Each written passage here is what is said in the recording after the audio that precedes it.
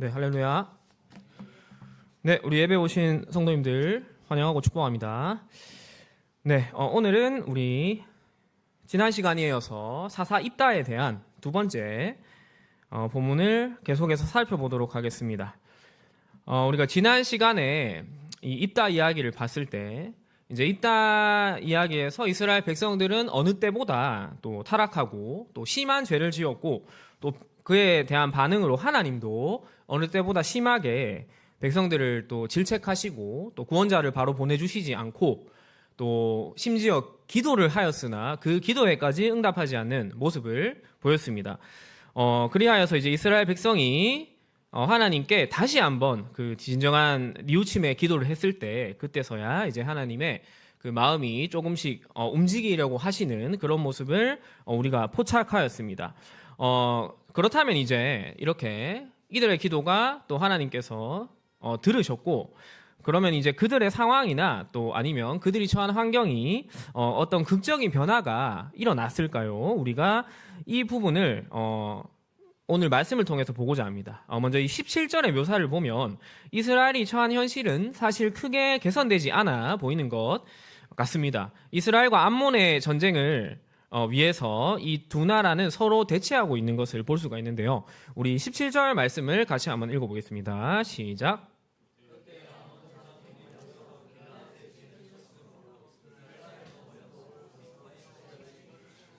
네, 그래서 이제 여기에 보면 우리말 성경에 보면 암몬과 이스라엘 두 민족 모두 다 이 모여서라는 동일한 단어로 지금 이 전쟁을 위해서 모이고 있음을 기록하고 있습니다. 그런데 사실 이것을 히브리어 원문으로 보면 이 모이다라고 할 때 양 국가에 대해서 쓰인 단어가 전혀 다르다는 것을 발견할 수가 있는데요. 이 암몬이 모였다고 할 때 사용되는 히브리어 단어는 차아크라는 단어입니다. 이것은 말 그대로 군대가 소집될 때 사용되는 그런 의미의 단어입니다.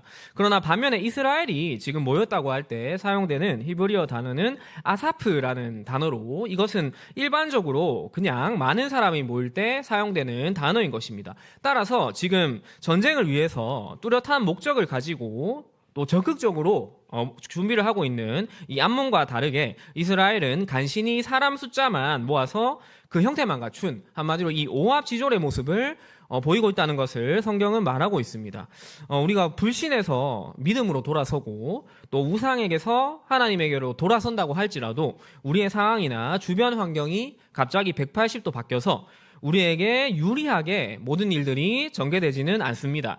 이스라엘의 이 상황에서는 갑자기 모압의 압제가 사라지거나 아니면 평화가 찾아오거나 하지 않는 것이죠. 또한 우리에게 없던 능력이나 힘이 갑자기 생겨나지도 않습니다. 이스라엘의 여기에서의 모습에서는 전쟁을 앞두고 갑자기 그들의 전투력이 상승한다던가 아니면 정예 부대와 같이 되었다고 말하지 않고 여전히 오합지졸과 같이 어떠한 군사적인 능력 없이 허둥지둥하는 그런 동일한 모습을 보이고 있는 것이 현실인 것입니다. 하나님께 뜻을 정하고 우리의 마음을 돌이킨다고 할지라도 이 현실에서 여전히 우리는 미약하고 또 우리의 적들은 여전히 더욱 강해 보일 수 있다는 것입니다. 이러한 암담한 상황이라면 이 하나님의 도우심이 더욱 절실히 필요하고 또 하나님께 구원을 간절히 바라야 할 것입니다. 그러나 이스라엘의 습관은 여전히 고쳐지지 않고 있었습니다. 막상 암몬과 전쟁이 임박하니 그들은 바로 앞에서 그렇게나 이전에 하나님을 부르짖고 또 은혜를 구하였음에도 불구하고 여기서 다시 하나님께 묻지 않고 그저 자기들끼리 의논하여서 결정하려 하는 모습을 보이고 있습니다. 우리 이어지는 18절 말씀을 같이 한번 읽어보겠습니다. 시작.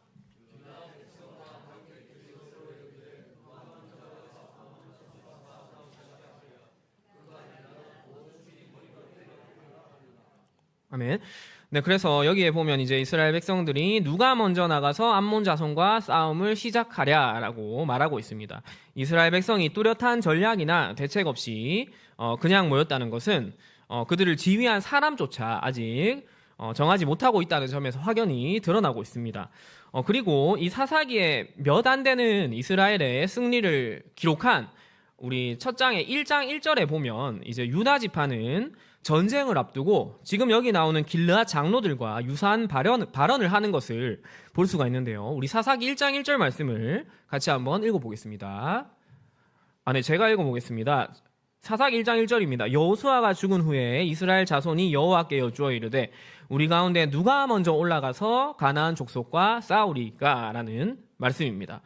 그래서 이제 전쟁을 앞두고 누가 그들의 리더 역할을 할지에 대해서 고민하고 있는 것은 이 두 장면에서 공통된 모습입니다. 그러나 그러한 고민을 누구와 하고 있느냐가 이 두 본문의 큰 차이점인 것입니다. 사사기 초반부에서 백성들은 전쟁을 앞두고 하나님께 뜻을 물었습니다.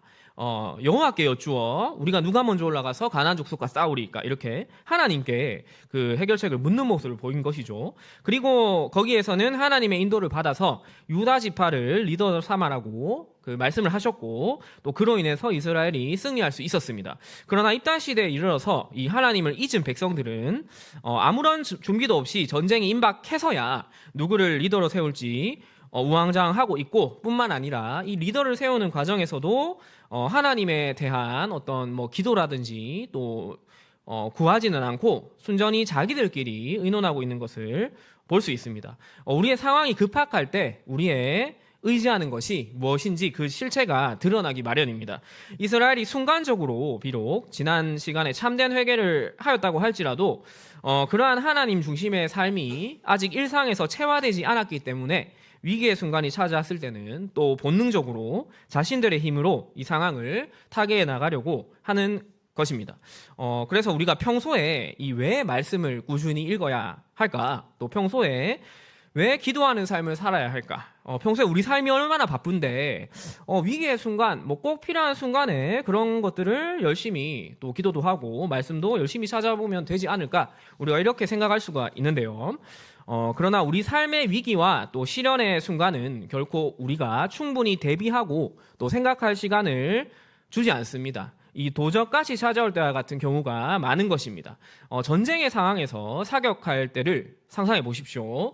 이 적들이 관역과 같이 움직이지 않는다면 충분한 시간을 갖고 몇 번이나 자세를 다잡아가면서 천천히 사격해도 명중시킬 수 있을 것입니다.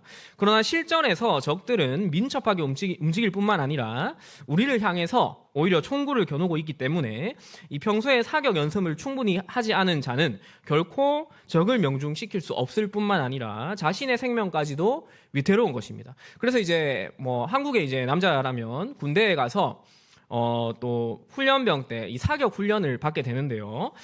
이제 갓 입대한 이 훈련병 2등병 같은 경우에는 이제 조교가 그 충분히 설명을 해주어도 아직 숙달되지 않았기 때문에 굉장히 그 속도도 느리고 또 정확도도 당연히 낮습니다. 그래서 하나하나 동작을 하는데 굉장히 오래 걸리는 것이죠. 처음에 긴 총을 어깨에 정확히 대야 되고 그 다음에 또 숨쉬기를 호흡을 잘 가다듬어야 되고 또 그 다음에 이 눈을 총구에 들이대서 정확하게 초점을 잡고 그 상태에서 움직이지 않는 그 연습을 한 후에 정확히 이제 사격을 해야 그게 정확히 맞출 수 있는 것입니다. 그런데 이제 숙달된 조교 같은 경우에는 이 모든 여러 가지 연속의 과정의 동작을 단 1초 만에 곧바로 사격 자세를 취할 수가 있는 것입니다. 그런데 이제 전쟁에서는 이런 훈련병과의 같은 모습으로는 절대로 적을 맞출 수가 없는 것이죠. 이제 그 사격이 평소에 연습을 거듭해서 나의 것으로 숙달되어야지만이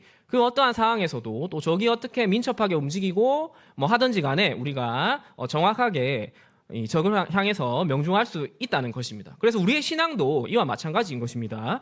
말씀을 단지 아는 것 그리고 한번 들어본 것으로는 충분하지 않는 것이죠. 그런 것과 그 말씀이 내 것이 되는 것은 완전히 다른 것입니다.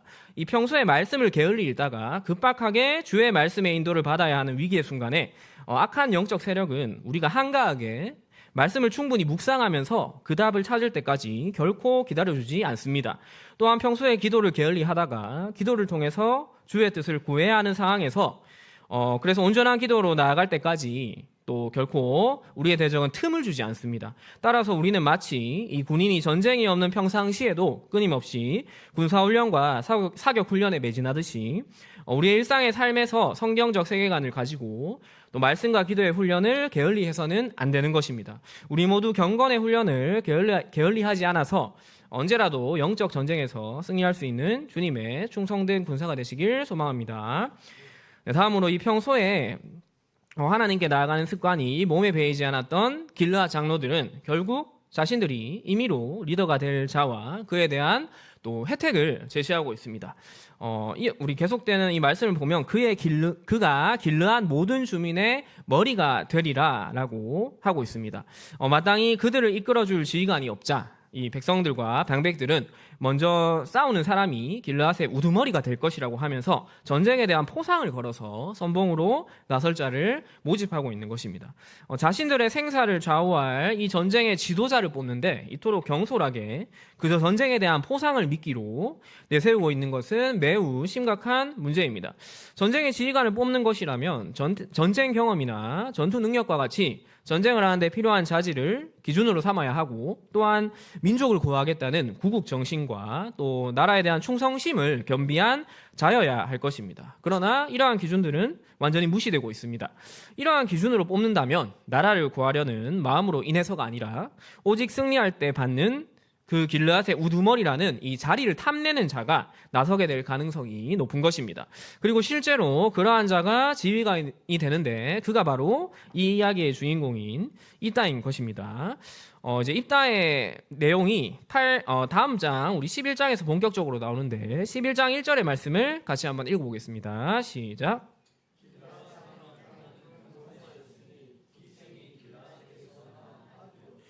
네, 그래서 여기에서 이제 입다에 대한 정보는 크게 두 가지의 정보가 나오고 있습니다. 그 전에 이 입다라는 이름의 뜻을 먼저 살펴보면 입다의 이름은 그가 열다라는 뜻입니다. 그래서 여기에서 말하는 그는 신을 의미할 것이고 또 입다 시대에 만연한 우상 숭배의 상황과 또 입다의 어미의 이 문란한 기생이라는 신분을 고려할 때 이 신은 하나님이 아니라 당시에 이 다산의 신이었던 바알일 가능성이 큽니다. 그리고 이제 열다라는 뜻이 있다고 했는데 이 열다라는 뜻은 기생이었던 어미가 자신의 자궁이 열려서 이 아이를 출산한 것에 대한 어떤 감사함의 의미일 것입니다. 그러니까 입다의 이름의 뜻은 바알이 자궁을 여셨다.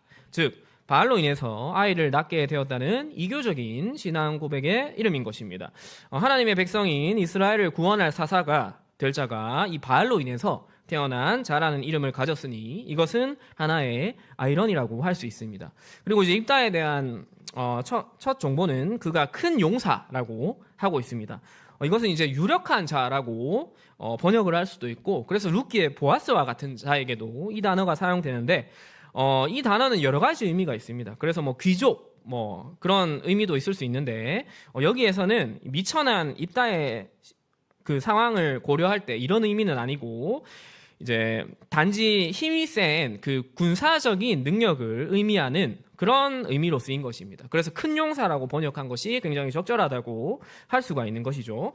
입다의 이교적인 이름과 그의 군사적인 능력은 이스라엘을 구원할 수도 있고 또 한편으로는 파멸로 이끌 수도 있는 이중성을 보여주는 것일 수가 있고 또 그에 대한 이러한 상반된 정보는 앞으로 성경을 읽어 나갈 때 입다가 이스라엘을 어떠한 길로 이끌어 나갈지 우리에게 이제 흥미를 유발시킨다고 할 수가 있습니다.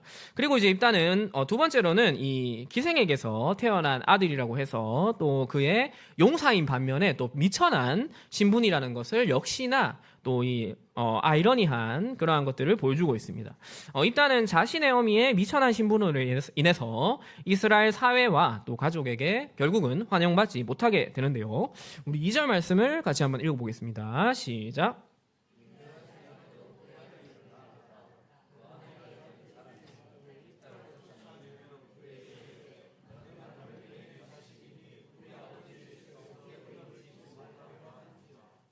네, 그래서 이제 여기에서 입다는 기업을 잊지 못할 것이라고 하면서 이제 그 공동체와 가족에게서 차별당하는 것을 보게 됩니다. 그런데 사실 율법에는 이 모든 자녀에게 유산을 나누어 주라는 상속법이 있습니다. 남편이 뭐 총애하는 부인이 있던지 아니면 미워하는 부인이 있던지 그런 것에 상관없이 모두에게 유산을 나누어 주어야 하는 것이죠. 그럼에도 불구하고 또 한편으로 생각했을 때 입다의 어미는 창녀였기 때문에 설령 정말로 길르앗에게서 낳은 자식이라고 할지라도 그의 아비에 대한 끝없는 논란과 의혹이 제기되었을 것입니다. 그렇다고 뭐 오늘날처럼 이 유전자 검사를 통해서 친부 여부를 확인할 수도 없는 당시였기 때문에 이러한 의혹에서 자유로울 수 없었던 것이죠. 이 부자 관계를 확신할 수 없었기에 당연히 길르앗의 아들들은 입다에게 유산을 주는 것을 반발하였고 또 그를 심지어 내쫓기까지 하게 됩니다.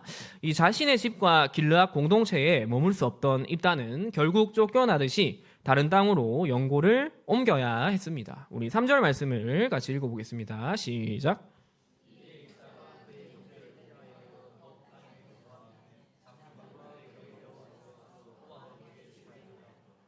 네, 그래서 이제 입다가 돕이라는 땅에 정착을 하게 됩니다. 이 돕은 히브리어 토브라는 단어를 음력한 것으로 아마 많이 들어본 단어이실 건데요. 좋은, 선한이라는 뜻을 가지고 있습니다. 그래서 하나님이 천지를 창조하실 때 이 보시기에 좋았더라 할 때 그 좋았다고 사용된 단어가 바로 이 토브라는 단어인 것이죠. 아이러니하게 입다가 쫓겨난 땅이 입다에게는 좋은 땅이었던 것입니다. 땅 자체가 물론 좋은 땅이었을 수도 있으나 자기를 싫어하는 형제들을 피해서 그리고 자기를 따르는 무리들이 있는 그 땅이야말로 입다에게는 좋은 땅이라고 할 수 있었을 것입니다. 그러나 입다는 돕 땅에서 자신의 이 용사적 기질을 발휘하여서 쫓겨났음에도 불구하고 자기가 정착해서 우두머리가 됩니다. 그래서 계속해서 3절에 잡류가 그에게로 모여와서 그와 함께 출입하였다 라고 하고 있습니다. 이들은 단지 신분이 미천할 뿐만 아니라 도덕적이고 악하고 또 타락한 자라고 할 수가 있습니다.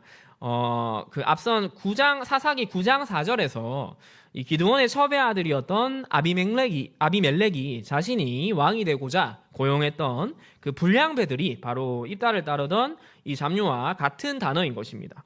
입다에게 천성적으로 그러한 거친 자들을 통솔할 수 있는 리더십이 있었을 수도 있지만 모두에게 버림받은 입다가 살아남기 위해서 필사적으로 몸부림치면서 아마도 그런 것들을 또 후천적으로 길러냈던 것이 아닌가 또 그렇게 우리가 생각할 수가 있는 것입니다. 그래서 이러한 입다의 정보들을 종합해 볼 때 입다는 인간적으로는 전쟁을 이끌 수 있는 역량과 자질은 충분히 갖추었다고 볼 수 있을 것입니다. 그러나 영적으로 이스라엘을 인도할 수 있는 지도자가 될 수 있는가에 대해서는 심각한 의문을 제기할 수 있는 그런 사람인 것입니다.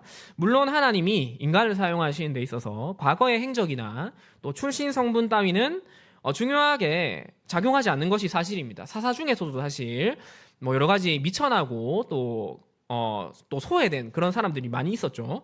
하나님은 오히려 그러한 약점을 이용해서 자신의 영광을 드러내시기도 하고 또한 하나님께서 그러한 자를 사용하셔서 그 사람의 인격과 믿음도 같이 변화시킬 수도 있는 분이십니다.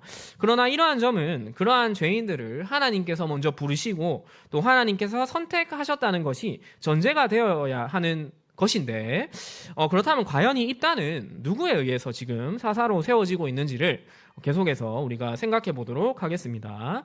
우리 이어지는 이 6절의 말씀을 같이 한번 읽어보겠습니다. 시작.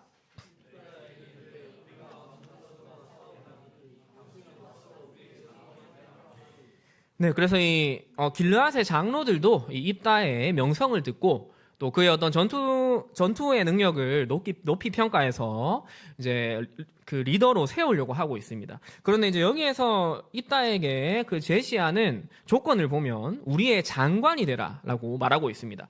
그런데 이제 우리가 앞에서 읽어봤던 그 10장 18절에서는 분명히 암몬과 전쟁을 이끄는 자에게 그가 길르앗의 모든 주민의 머리가 될 것이다 라고 하였습니다. 그래서 여기서 이 머리라고 할 때는 말 그대로 이 자신들의 지도자가 될 것을 분명히 약속했던 것입니다. 그런데 지금 여기에서 입다에게 찾아가서 제안하는 것은 우리의 장관이 되라 라는 것이었습니다. 여기서 이 장관으로 번역된 단어는 이제 군사령관이라는 의미로 단지 군대를 통솔하는데 권한을 주는 머리라는 단어와 달리 한 단계 낮은 지위라는 것을 알 수 있습니다. 여기서 장로들은 자신들이 공적으로 선포했던 약속도 신실하게 지키지 않으려고 했고 이것은 아마도 이 입다의 미천한 출신 때문이었을 것입니다. 입다를 어디까지나 싸움을 잘하는 자로만 여겼을 뿐 나라를 다스릴 만한 다른 동목들은 갖추지 못한 자로 여기고 또 무엇보다도 그 미천한 신분 때문에 무시했을 것입니다. 그리고 이 미천한 입다에게 자신들이 군사령관이라는 적당한 자리만 줄지라도 입다 입장에서는 또 감지덕지하고 그 요청에 흔쾌히 승낙할 것이라고 생각했을 수 있습니다. 그러나 사실 이 입다는 그저 힘만 센 단순 무식한 사람이 아니었습니다. 우리가 이어지는 입다 이야기를 쭉 읽어보면 입다는 정치적 수완과 또 협상 능력도 상당히 갖춘 그러한 인물임을 알 수 있습니다. 먼저 이 이야기에서 입다는 장로들의 제안을 호락호락하게 받아들이지 않고 결국 자신이 원하는 자리를 차지하게 됩니다. 그리고 이어지는 다음에 그 암몬과의 전면전에서는 입다가 먼저 전쟁에 앞서서 군사적 충돌보다 암몬 왕과 외교적 대화를 통해서 문제를 해결하려고 하고, 또한 그로 인해서 전쟁의 명분과 또 실리도 같이 추구하는 모습을 보이기도 합니다. 그리고 나서 전쟁을 승리로 이끈 후에는 또 이제 에브라임과 갈등이 생기는데, 이러한 에브라임과의 갈등은 사실 이전에 기드온 사사일 때도 있었던 것이고, 그때 기드온은 저자세를 취하면서 에브라임의 언변에 속수무책으로 당하였었습니다. 그러나 입다는 그들의 의도를 단숨에 파악하고 논리적으로 이 에브라임의 주장을 맞받아치고 또 그들을 징벌하기까지 하게 됩니다. 성경은 입다를 큰 용사로 그리고 거친 무리들을 이끄는 호전적인 사내로 소개하였지만 사실은 그는 무력과 언변을 두루 갖춘 탁월한 사람이었던 것입니다. 그리고 이제 이러한 입다의 면모를 우리는 7절에서부터 확인할 수가 있는 것입니다. 우리 7절 말씀을 같이 한번 읽어보겠습니다. 시작.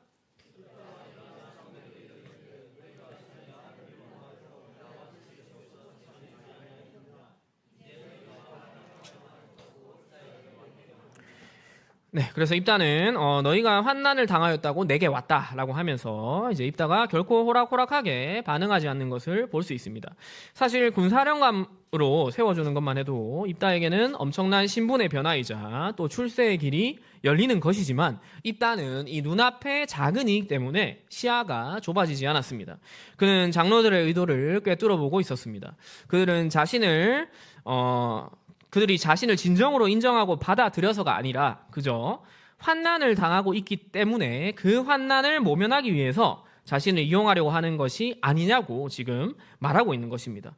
더욱이 그는 지난날 자신의 아비의 집에서 이 차별과 멸시를 받아서 쫓겨나게 된 과거의 상황을 언급하면서 과거에 당한 일을 잊지 않고 있음도 힘주어서 말하고 있습니다. 그런데 우리가 아까 2절에서 살펴보면 입다를 쫓아낸 것은 형제들이라고 기록되어 있었는데요. 왜 입다는 이 장로들에게 자신을 내쫓은 자들이라고 비난하고 있을까요? 그것은 이 당시 이스라엘은 각 마을이나 지역마다 강한 유대감을 가진 공동체였고, 그렇기 때문에 이 마을의 크고 작은 일은 마을에서의 그 지혜로운 장로들이 또 크고 작은 일들을 결정하였었습니다. 그리고 이제 이들이 또 입다를 자신의 거주지에서 추방하는 일에 대해서 분명히 적극적으로 승인했거나 동조했을 것입니다. 그렇기 때문에 지금 입다는 장로들을 원망하고 있는 것입니다. 이렇게 자신들의 의도가 드러나자 장로들은 좀 더 진정성 있고 또 성의 있는 모습을 보여야만 했던 것입니다. 우리 계속해서 8절 말씀을 읽어보겠습니다. 시작.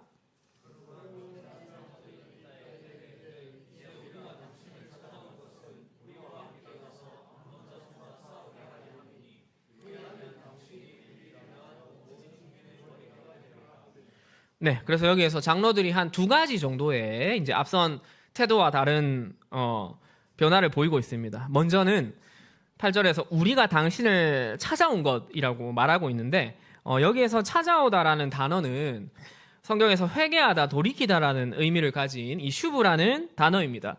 입다가 앞절의 7절에서 장로들에게 어찌하여 내게 왔느냐라고 했을 때 사용된 단어는 단순한 이동을 가리키는 단어인데, 장로들은 지금 회개의 의미를 가진 단어를 사용하면서 그들이 지금 입다에게 온 것은 자신의 잘못을 인정하는 그러한 뉘앙스를 풍기고 있는 것입니다. 그리고 이제 두 번째로 입다가 이 모압을 상대로 싸워줄 때 그에 대한 보상도 다시 변경하고 있습니다. 그래서 길르앗 모든 주민의 머리가 되리라라고 하고 있습니다.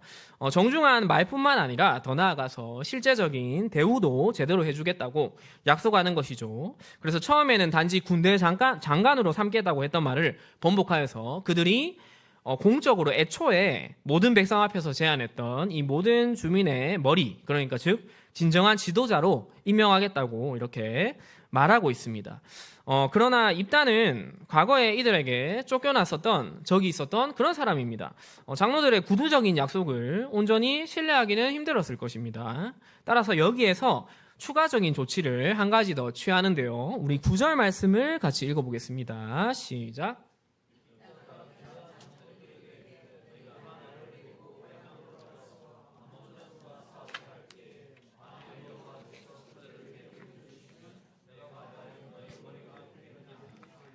네, 그래서 입다는 여기에서 이제 자신이 전쟁을 하고 또 승리를 하는 모습에 여호와께서 그들을 내게 넘겨주시면이라는 말을 덧붙이고 있습니다.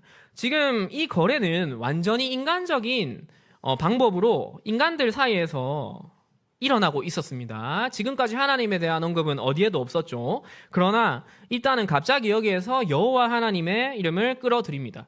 이것을 입다에 대한 하나님의 신앙으로 볼 수도 있지만 이제까지 하나님에 대한 언급이 전혀 없었기 때문에 이것은 단지 자신이 이 협상의 유리함을 위해서 하나님의 이름을 이용하는 것으로 볼 수 있습니다. 즉 장로들이 맹세와 약속을 하는 데 있어서 이 하나님의 이름을 개입시키면서 그들이 감히 맹세한 약속을 깨지 못하도록 못을 박는 것입니다. 그래서 고대 사람들은 뭐 어떤 특정한 신을 제대로 믿던 믿지 않던 기본적으로 이 신에 대한 두려운 마음이 있었고 또 신 앞에서 맹세를 할 때 그것을 이행하지 않으면 저주를 받을 것이라는 그러한 인식이 있었기 때문에 이제 이렇게 하는 것이죠. 이와 같이 입다는 협상의 모든 조건을 자신이 유리하게 이끌어가는 그런 탁월함을 보이고 있습니다. 그렇지만 이제 이렇게 자신의 탐욕을 종교적으로 포장하여서 그 의도를 숨길 뿐만 아니라 또 하나님의 이름을 앞세우기 때문에 이제 백성들에게도 사실 또 경건하게 보일 수 있는 그러한 또 위장된 이 신앙의 또 종교적인 모습을 보이고 있는 것입니다. 장로들은 완전히 협상에 주도권을 내어주고 결국 입다의 요구대로 순순히 응하고 있습니다. 우리 10절 말씀을 읽어보도록 하겠습니다. 시작.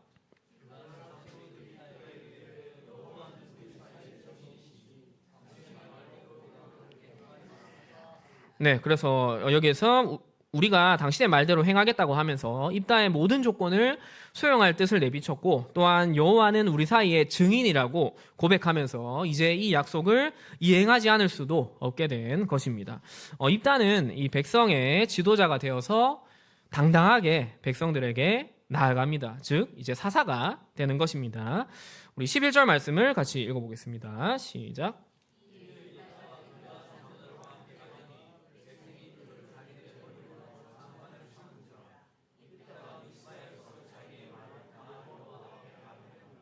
네, 그래서 백성들은 입다가 제시한 조건대로 이 머리와 장관으로 입다를 삼게 됩니다. 즉 입다가 본격적으로 이스라엘을 구원한 사사가 된 것입니다.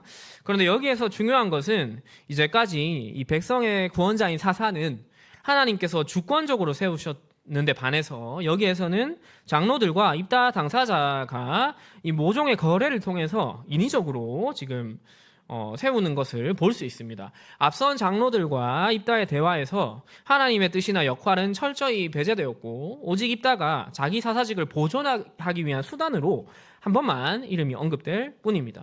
입다는 또한 여기에서 미스바에서 자기의 말을 다 여호와 앞에 아뢰었다 라고 하는데요.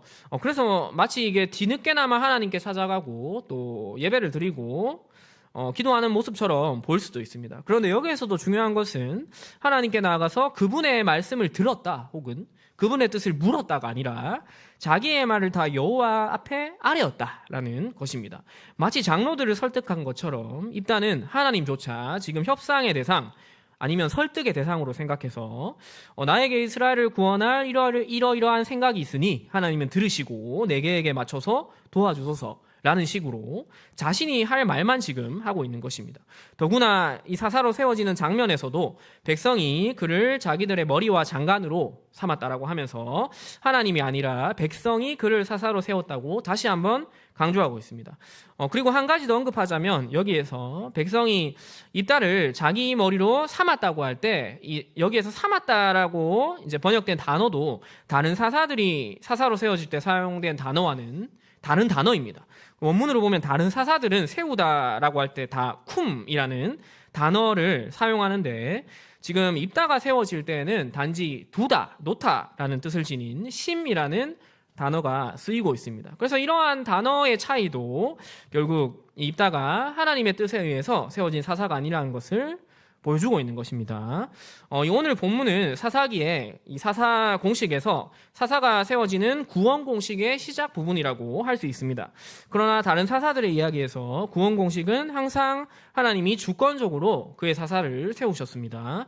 그리고 하나님이 사사를 세우셨기에 그 사사는 승리를 바로 보장할 수 있었던 것입니다. 그러나 입다의 이야기에서는 사사는 권한 없는 자가 주는 자리일 뿐이고 또 그렇게 권한 없는 자가 세움받은 사사가 이 맹세하는 것은 보장할 수 없는 자가 약속하는 승리일 뿐인 것입니다.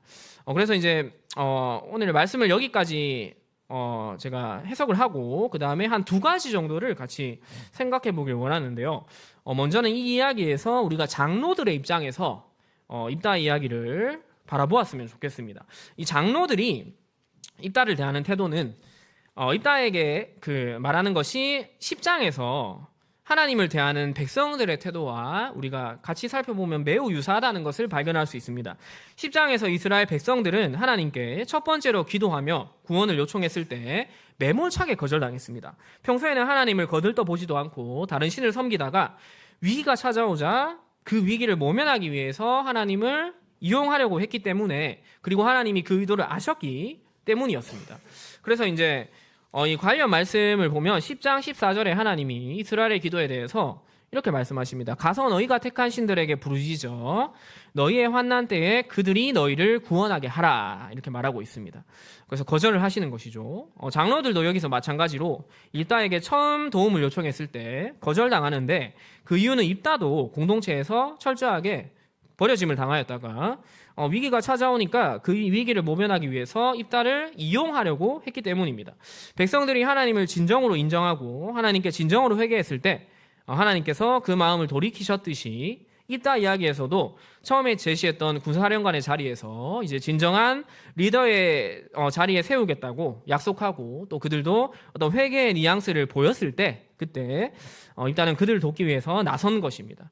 그래서 이러한 이야기를 연결지어서 생각해보면 10장에서 이스라엘이 하나님의 호된 꾸지람을 듣고 또 비록 진정으로 회개했으나 입다를 찾아갔을 때에는 여전히 과거의 하나님을 이용하려는 그 본성이 그대로 지금 되살아나고 있다는 것을 볼 수가 있습니다.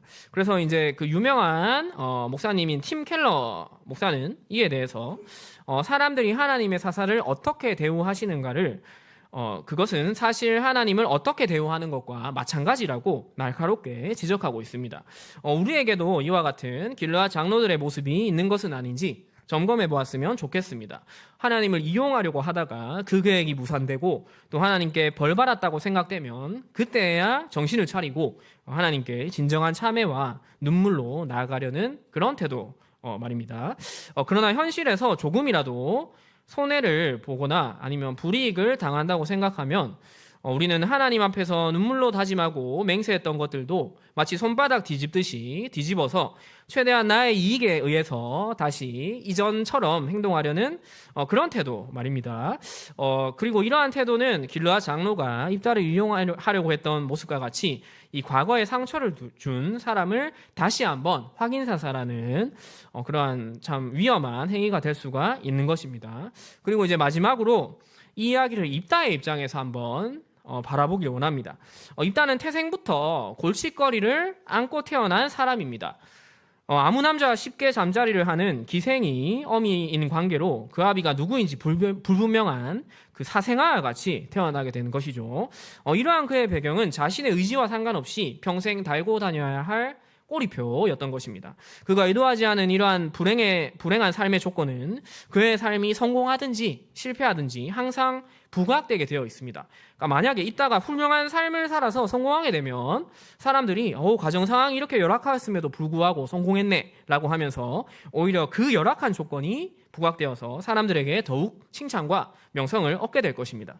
그런데 반대로 그가 실패한 삶을 살게 되면 마찬가지로 역시 저런 집안에서 태어난 사람은 어쩔 수 없어 라고 하면서 마찬가지로 그의 열악한 조건이 다시 한번 부각되게 될 것입니다.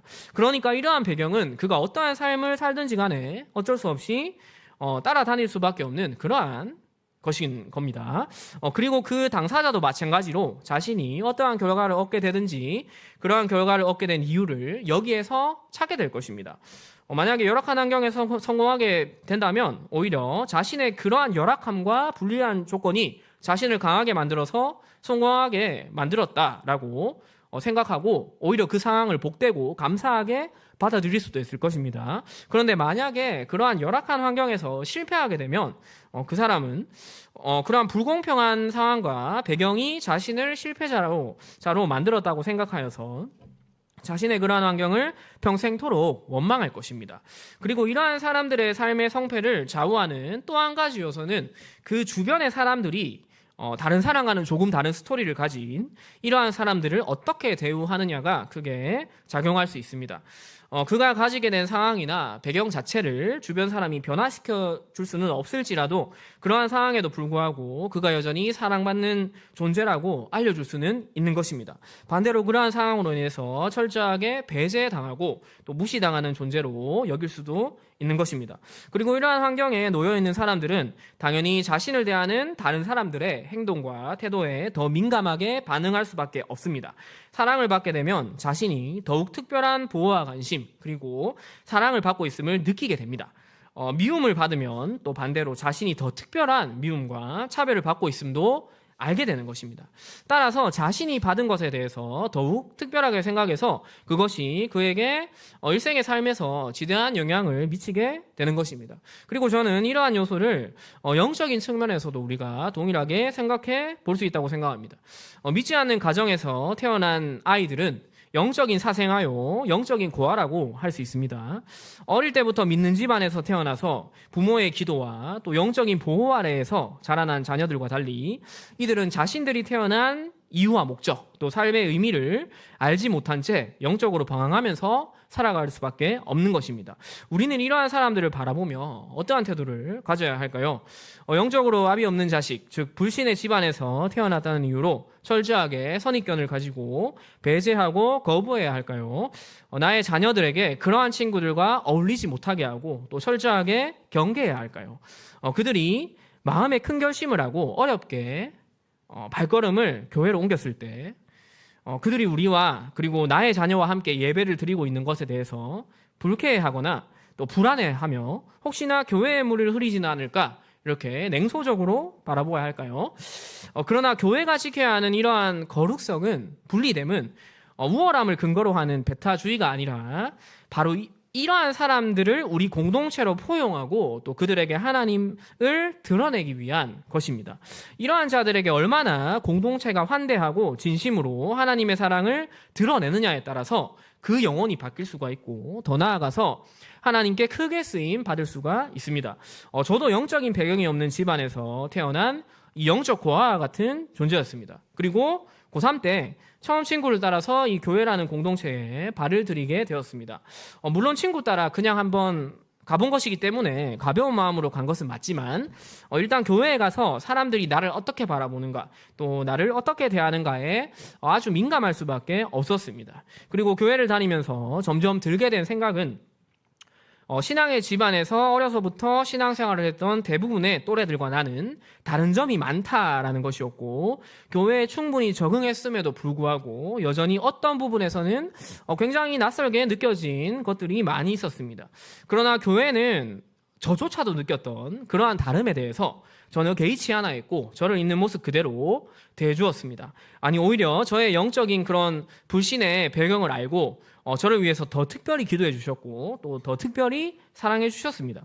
그렇기 때문에 저에게 이 영적 고아로 태어났다는 사실은 전혀 불행한 일이 아니었고 또 오히려 하나님의 사랑을 더욱 깊이 느낄 수 있는 그 축복이 될 수 있었습니다. 어쩌면 불신의 가정에서 태어났고 또 저를 위해서 기도해주는 든든한 집안의 영적 배경이 없음에도 불구하고 제가 지금 이렇게 목회자의 길을 걷고 있는 것은 오히려 이러한 배경을 교회 공동체가 더욱 풍성함으로 저에게 채워주셨기 때문이라고 저는 확신합니다. 우리 주변에 입다와 같은 자가 있지 않는지 돌아보았으면 좋겠습니다.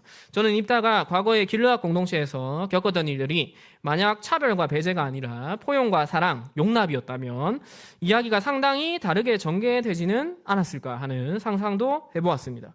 지금도 영적 과와 같은 자, 불신의 가정에서 자신을 지지해줄 영적 배경이 없는 자들이 여전히 교회의 발걸음을 하고 있습니다. 우리 청소년부에도 여전히 새 친구들이 이따금씩 오고 있고 또 대부분은 신앙의 배경이 없는 그러한 또 영적 고아인 아이들이 많습니다. 우리는 그러한 자를 어떤 모습으로 바라보며 어떻게 대하고 있는가요? 불신자라는 이유로 믿지 않는 가정에서 태어난 자식이라는 이유로 길르앗의 공동체처럼 그가 교회에 발을 들이는 것을 물론 표현은 하지 않지만 또 거부감을 가지거나 경계하고 있지는 않으십니까? 나의 자녀가 그 친구를 변화시키기를 기대하기보다는 내 자녀가 그 친구의 안 좋은 영향을 받게 될까봐 오히려 걱정하고 계시지는 않으십니까? 그들에게 무심코 대하는 우리의 말 한마디와 행동이 그들에게는 평생의 기억에 남을 수가 있습니다. 이것은 제가 경험적으로 또 느낀 것이기 때문에 정말 이것은 확신할 수 있는 것입니다. 그래서 우리가 무심코 던지는 그런 인사 하나, 한마디에 그런 따뜻한 말 한마디가 그들에게는 굉장히 크게 작용할 수가 있는 것입니다. 죄인된 우리를, 또 원수된 우리를, 그리고 영적인 창기와 같았던 우리를 용납하셨던 예수님을 닮은 우리 교회가, 그리고 우리 성도님이 되시길 주님 이름으로 축복합니다.